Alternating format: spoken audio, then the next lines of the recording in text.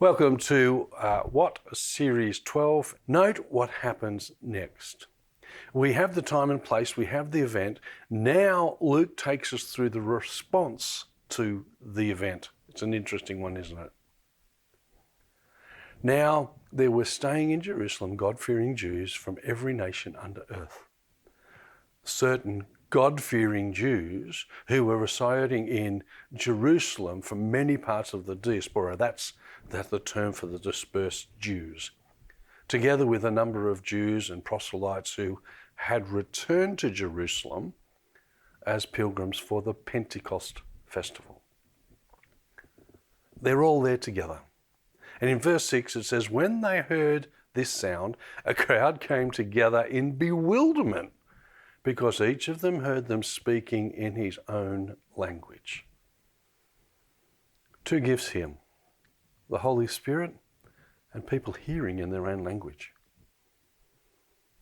Hearing in their own language meant that it could be understood. The gift of the Holy Spirit meant a relationship with God. Putting the two together is an incredible experience. It is interesting that when God acts, people come to see. God acting has a real attraction. Seeing God at work is awe-inspiring, always. There is always a reason for a miracle. When God acts, we have to ask the question not how, but why.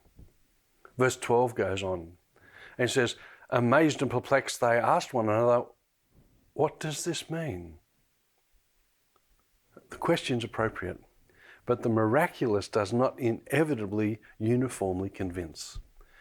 There must always be the preparation of the heart and the proclamation of the message if miracles are to accomplish their full purpose. This was true even the miracle of spirits coming at Pentecost. And I put this big and, some won't like it. Get used to it.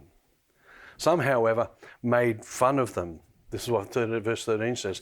And they said they've had too much wine. No matter how hard we try, not all respond. That's life. Some people are skeptical, some people are critical.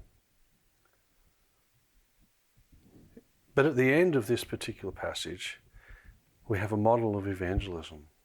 Listen to verse 14. Then Peter stood up with the 11, raised his voice and addressed the crowd. Fellow Jews and all who live in Jerusalem, let me explain this to you. Listen carefully to what I say. We're told to be witnesses.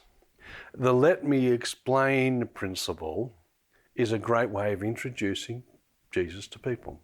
Simple explanation of what we believe is often enough to prompt people to think about their relationship with God. It takes a little time, it takes a little preparation, and takes a little thought. What do we believe about Jesus? That's what we need to tell people. We will look at just how Peter explained it over the next few weeks. Bless you.